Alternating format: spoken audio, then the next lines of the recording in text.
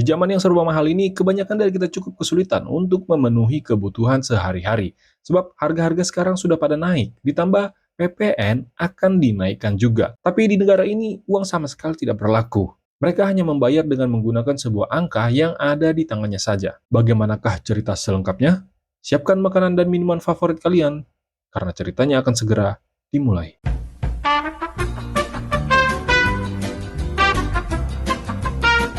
Alkisah dimulai dari seorang anak lajang tampan yang bernama William yang tinggal bersama ibu kandungnya yang sedang berulang tahun hari ini. Di dalam sebuah kos-kosan sepetak, mereka tinggal berdua tanpa ayahnya. Rencananya, sepulang dari kerja mereka akan mengadakan pesta ulang tahun kecil-kecilan untuk ibunya yang berulang tahun ke-50. Di dalam cerita ini terlihat bahwa si William bekerja di perusahaan serba 99 detik. Dan di sini dia bertemu dengan CS kentalnya bernama Borel. Sebelum memulai bekerja, memang alangkah indahnya ngopi dulu. Namun untuk pembayarannya tidak melakukan QRIS, bank transfer atau uang tunai. Melainkan mereka menempelkan tangannya ke sebuah batang besi dan angka yang ada di tangan mereka pun berkurang. Sekedar informasi, angka yang terletak di tangan kiri mereka adalah sebuah waktu yang digunakan untuk transaksi dan sekaligus adalah waktu hidup mereka. Jadi jika angka di tangannya menunjukkan angka 0, maka habis pula waktu mereka di dunia. Oleh karena itu, warga-warga di sana harus bekerja setiap hari untuk mendapatkan tambahan waktu. Singkat cerita, setelah mereka pulang bekerja, William yang ingin menjumpai Borel di salah satu klub malam, tapi disinilah sebuah nasib William akan berubah. Ketika sudah bertemu dengan Borel, beliau menjelaskan bahwa di dalam klub itu ada pria kaya raya yang sudah membeli minuman semalam untuk seluruh pengunjung klub. Tapi William melihat ada yang janggal. Masa iya orang dengan harta yang melimpah tidak ada penjagaan khusus atau bodyguard di sampingnya? Dan William juga melihat ada pria berjas hitam berambut keriting menatap tajam ke arah incarannya. Sudahlah ganteng, putih, dagu yang mewing, serta banyak uangnya, dia adalah starboy sebenarnya dan menjadi incaran CWK-CWK di klub. Mencoba untuk mendatangi dan mengingatkan bahwa dia sedang dalam bahaya, Henry, pria tajir melintir itu sama sekali tidak peduli dengan ucapan William. Tapi terlambat sudah, sang jagoan malam hadir dengan revolver dan beberapa anak buahnya. Tenang saja, kali ini hatinya cukup happy, tidak akan ada pertumpahan darah di klub. Fortis namanya. Dari wajahnya kita bisa tahu umurnya. Iya, kalian benar. Dengan wajah begitu, di tahun ini umurnya 75 tahun. Fortis akan mengajak Pancho Henry karena dia yakin pasti akan menang. Sebab Henry dalam keadaan pengaruh alkohol. Sebelum bertanding, Henry izin ke toilet untuk membuang isi perutnya dulu. Ketika selesai, tiba-tiba William yang sedari tadi bersembunyi di balik pintu toilet membenturkan pintu ke kepala Algojo Fortis, dan William berhasil membawa Henry berlari menjauhi Fortis. Setelah William berhasil menyelamatkan hidup Henry dengan sembunyi di sebuah gedung kosong, beberapa fakta mencengangkan muncul. Diawali dengan humor Henry yang sangat tidak relevan dengan wajahnya. Dengan wajah seperti 40-an, nyatanya umurnya sudah aki-aki, yaitu 105 tahun. Fatwa itu bilang kalau orang-orang yang tinggal di ghetto akan segera meninggoy, meskipun sebelum waktunya. Bagaimana tidak, dengan sistem pemerintahan oligarki, seluruh masyarakat dijadikan sapi perah untuk sekelompok keluarga yang menguasai daerah itu. Namun, sayangnya, Henry tidak menyebutkan siapa keluarga yang dimaksud. Di keesokan harinya, ketika William sedang tertidur pulas, Henry menggenggam tangan orang yang menolongnya dan mentransfer hampir seluruh waktunya untuk William. Dia hanya menyisakan waktu 5 menit saja untuk dirinya sendiri. Ketika William bangun dan melihat tangannya, betapa kagetnya dia. Di mana kini dia punya waktu lebih dari 1 abad, dan lebih terkejutnya lagi ketika William melihat dari jendela ada Henry yang sedang duduk di atas jembatan dengan 16 detik lagi di lengannya. Tak ada lagi waktu untuk William bertanya padanya mengapa dia melakukannya. Setelah melihat kejadian itu, William pergi ke rumah CS kentalnya Borel. Bercerita sedikit tentang apa yang dialaminya hari ini, dia menunjukkan jumlah waktu yang dimilikinya. Borel mengingatkan bahwa hidupnya dalam bahaya ketika sudah memiliki waktu sebanyak itu. Oleh karena itu, dengan kebaikan hatinya, William memberikan 10 tahun untuk Borel. Itu nilai yang sama dengan tahun pertemanan mereka. Kini kita berfokus pada ibunya William yang sehabis membayar utangnya di pinjaman waktu. Memang setiap hari sepulang kerja dia selalu naik bus. Tapi kali ini cukup berbeda. Biaya untuk naik bus mendadak naik. Tadinya hanya 1 jam untuk sekali naik. Kini dikenakan 2 jam. Padahal waktu yang di tangannya hanya 1 jam 30 menit. Yang artinya dia kekurangan dan tak bisa naik. Tak mau buang-buang waktu, dia sesegera mungkin berlari sekencang-kencangnya. Sebab jarak dari kantor ke rumahnya membutuhkan 2 jam. Sepanjang perjalanan, tak ada yang mau memberi tumpangan ataupun bersedekah waktu untuknya. William yang sudah ada di pemberhentian halte dengan bunga yang wangi, heran mengapa tidak ada ibunya. Dia sadar ada yang tidak beres dan menyusul ibunya. Syukurnya, dengan jarak 100 meter akhirnya mereka bertemu. Namun, sayangnya, waktu pada ibunya tinggal tak lebih dari 10 detik. Di saat William kini memiliki waktu yang cukup banyak untuk mengajak ibunya ke tempat idamannya, satu-satunya orang yang dia miliki kini tiada. Di saat orang sudah kehabisan waktu hingga nol, tak ada harapan lagi untuk menolongnya. William hanya bisa menangis dan tak bisa berbuat apa-apa. Untuk mewujudkan impian ibunya yang tiada, William pergi sendiri ke Greenwich, tempat di mana penguasa-penguasa bersemayam. Berbekal jasnya yang usang, dia membeli kamar hotel dengan fasilitas VVIP. Makan layaknya orang yang tidak pernah menikmati fasilitas VVIP, dia begitu lahap menyantapnya. Di malam harinya, William berniat hadir dalam pesta orang-orang kaya dan mencoba peruntungan dalam judi poker dengan unlimited taruhan. Di meja itu turut hadir pemilik kasino, Philip Weiss.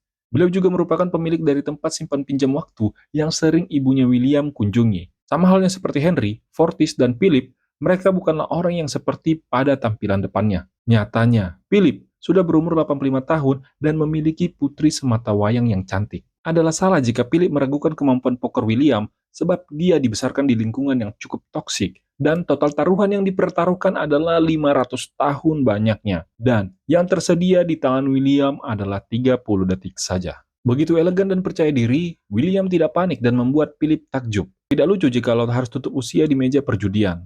Nyatanya, Dewi Fortuna berpihak pada William. Dia memenangkannya dan kini waktu yang di tangannya cukup untuk menghidupinya selama 500 tahun tanpa melakukan apa-apa. Sebuah momen bagus didapatkan William. Dia diperkenalkan ke anak sematawayangnya dan mendapatkan undangan ke acara para penguasa terbesar di negeri Greenwich. Besoknya, setelah berhasil membeli mobil kesukaannya, William hadir ke undangan dan akan kembali berjudi. Di dunia yang tidak bisa diprediksi ini, Philip memperkenalkan anggota keluarganya yang mukanya masih seumuran dengan anaknya, tapi umurnya sudah sepuh. Mulai dari mertua, istrinya, dan tentu saja Sylvia, putri tunggalnya. Sesaat akan memulai permainan, seseorang berjubah abu-abu datang menciptakan suasana yang berbeda. Penjaga waktu, Raymond namanya. Tugasnya sama seperti KPK kalau di Indonesia, menjaga dan mengontrol seluruh transaksi yang mencurigakan. Bedanya, dia hanya bekerja pada pihak penguasa saja. Di dalam sebuah ruangan yang besar, William diinterogasi dengan diberikan pertanyaan seputar di mana dia mendapatkan waktu sebanyak itu, dan tentang Henry yang mengakhiri hidupnya. Ternyata, saat William mendatangi pria berusia 105 tahun itu, sebuah CCTV merekamnya dan Raymond berhasil mendapatkan informasi tentang keberadaan William. Untuk sementara, waktu yang didapat William sebanyak 500 tahun itu disita menunggu penyelidikan dimulai. Sylvia dan ayahnya yang melihat kejadian itu merasa kecewa. Philip yang menginstruksikan anaknya untuk segera masuk ke dalam kamar dan pergi bersama penjagaannya, tapi Sylvia berkata, jika kita tidak bisa menghentikan satu orang untuk bunuh kita, sebaiknya rumah ini dijual saja. Kala di mana konsentrasi terpisah, kesempatan ini dimanfaatkan oleh William untuk melumpuhkan bodyguard dan menjadikan Sylvia sebagai tawanannya. Singkat cerita, setelah mereka berhasil melarikan diri dari Raymond, William, yang hanya diberi waktu 2 jam saja, mencoba meminta beberapa jam ke Sylvia. Namun, dia menolaknya. Sylvia yang memiliki 1 dekade atau 10 tahun, rupanya tidak begitu mujur nasibnya ketika sampai di ghetto. Ban mereka terkena ranjau dan secara tidak sengaja Fortis tiba di sana dan langsung saja menyedot waktunya dan menyisakan 30 menit. Ingat bahwa William pernah memberikan 10 tahun waktu untuk Borel, dia berkunjung ke rumahnya yang tak jauh dari lokasi tempat kejadian perkara. Mungkin dia berharap kalau Borel bakal bisa membantunya dan memberikan beberapa jam untuk William dan Sylvia. Begitu pintu dibuka, bukan Borel yang melakukannya, melainkan istrinya. Ketika Greta, istrinya Borel memberikan informasi tentang Borel, betapa terkejutnya William. Ingat saat dia diberi banyak waktu? Begitu diberikan, Borel ternyata langsung pergi ke bar untuk meminum miras selama 9 jam non-stop dan akhirnya dia mati konyol. Bagi orang tajir melintir pasti ada hal yang bisa dijual. Anting berlian yang menempel di daun telinga sepertinya punya nilai yang cukup untuk hidup di beberapa hari ketimbang menjadi mayat yang cantik dalam 1 menit. Telepon berdering. William yang tahu bahwa perusahaan Weiss adalah milik ayahnya Sylvia yang notabene-nya adalah perusahaan pinjaman waktu, mencoba bernegosiasi. William meminta 1000 tahun, tapi bukan untuk dirinya, melainkan disumbangkan pada orang-orang di ghetto. Jika disepakati, maka keesokan harinya putrinya boleh pulang. Dari rumah kontrakan kecil, di sana mereka memperhatikan perusahaan West dan puluhan orang sudah antri berharap mendapatkan waktu secara cuma-cuma. Sebenarnya 1000 tahun itu bukanlah apa-apa, tapi dari sudut pandang William, dia ingin menguji ayahnya Sylvia. Seberapa sayang dia kepada anaknya. Rupanya, harapan tak sesuai kenyataan. Orang-orang bubar dari barisan menandakan tak ada waktu yang dibagikan secara gratis. Jauh dari lubuk hati William yang paling dalam, tidak ada niatnya untuk menculik Sylvia. Buktinya, di pagi hari itu Sylvia akan menelpon Philip agar dijemput di ghetto. Saat sedang menelpon, William yang duduk di seberang jalan memperhatikan tawanannya.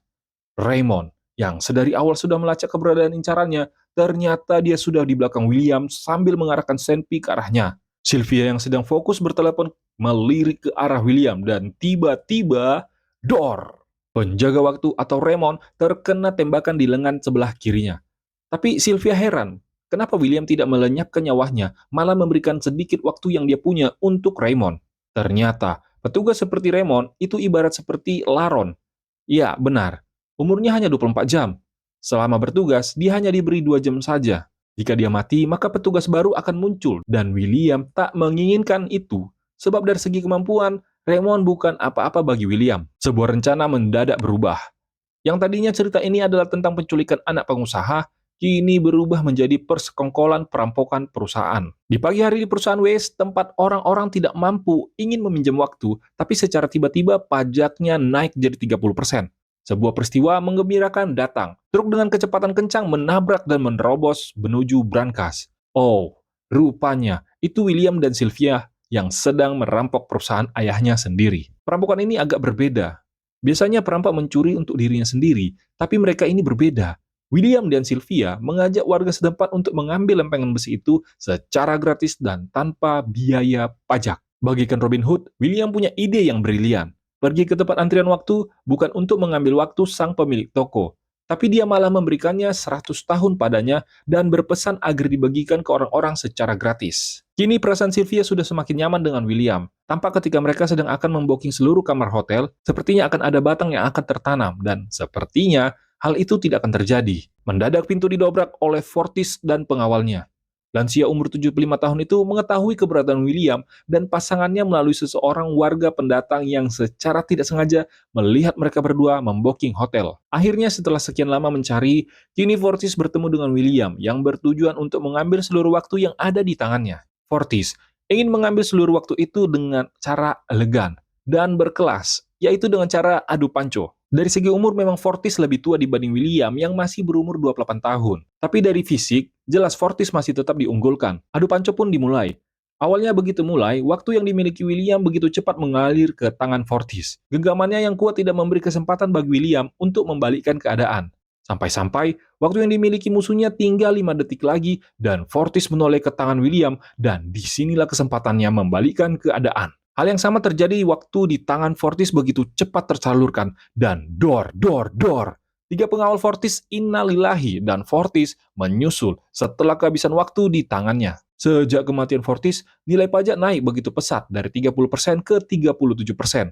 Hal ini tentu akan membebani warga ghetto. William yang merasa bertanggung jawab atas kenaikan pajak itu mencoba berdiskusi pada Sylvia dan mendapatkan sebuah ide. Sylvia yang tahu betul aktivitas ayahnya datang ke kantornya. Semenjak kepergiannya, Philip menambah 9 penjaga khusus untuk dirinya. Dalam sekejap mata, William sudah ada di barisan pengawal dan kini seluruh pengawal taat dalam satu perintahnya. Sesampainya di sebuah brankas rahasia, hanya ada satu buah lempengan besi dan angka 1 juta. Rupa-rupanya, keinginan ayahnya menyimpan itu adalah untuk hidup abadi dan berencana menjadi penguasa selama-lamanya. Berbeda dengan pandangan Sylvia dan teman kriminalnya yang melibatkan kesetaraan sosial. Begitu 1 juta waktu itu dicuri, Raymond pun kalang kabut mencari tahu apa yang terjadi dan menyelidikinya sendiri. Target didapat. Sebagai kepala penjaga waktu, Raymond menginstruksikan kepada anggotanya untuk menembak di tempat kendaraan yang ditompangi William. Sayangnya, usaha rekannya itu tidak membuahai hasil. meskipun sudah ditembak berkali-kali. Mobil yang digunakan adalah mobil anti peluru yakni milik Philip. Menancap pedal gas hingga kandas, mereka menuju ghetto dan sudah ada seorang bocah dan seorang pemuda di mana mereka sudah merencanakan sesuatu. Raymond, yang memiliki ide untuk menabrak agar mereka lajunya berhenti, memang berhasil. Namun bersamaan dengan peristiwa itu, orang-orang berbondong-bondong mengepung. Begitu tempat pembagian waktu gratis dibuka, orang-orang tadi berlari mengarah toko dan membuat Raymond kesulitan untuk mengeksekusi mereka. Raymond yang tidak kehabisan akal menyusul William yang lari ke Livingstone dengan arah yang berbeda, dengan tujuan agar waktu yang dimilikinya cukup untuk melepas satu tembakan untuk dua orang. Dan benar saja, akhirnya mereka bertemu. Sedikit bernostalgia tentang waktu, Raymond lupa kalau hari ini dia tidak mengambil jatah waktunya. Dia pun kehabisan waktu dan innalillahi di tempat. Sekarang kita hanya berfokus kedua sejoli ini yang sama-sama memiliki waktu yang tinggal 1 menit saja. Sebuah peluang dilihat William ke arah mobil Raymond. Dikarenakan hari ini mendiang itu lupa mengambil jatahnya, William berlari sekuat tenaga dan mengambil waktu yang tersisa. Namun, sayangnya Sylvia yang masih jauh tertinggal di belakangnya memiliki harapan hidup yang kecil. Akankah William berhasil mengambil waktu dan berbagi ke Sylvia? Atau hal yang serupa terjadi pada ibunya? William berhasil. Cerita ini belum selesai sampai di sana. Kembali ke ghetto, orang-orang ternyata berbondong-bondong ke Greenwich. Dengan wajah tersenyum dan tak ada deposit setahun untuk memasukinya, semua akses dimatikan dan seluruh warga ghetto gratis masuk ke sana. Berkat kerja keras William dan kekasihnya, mereka berhasil menciptakan kondisi kemerataan sosial. Di hari itu juga, om-om berkepala tandus ini menggantikan Raymond. Dan di hari pertamanya, dia memilih untuk menginstruksikan bawahannya untuk pulang dan dia pun pensiun dini.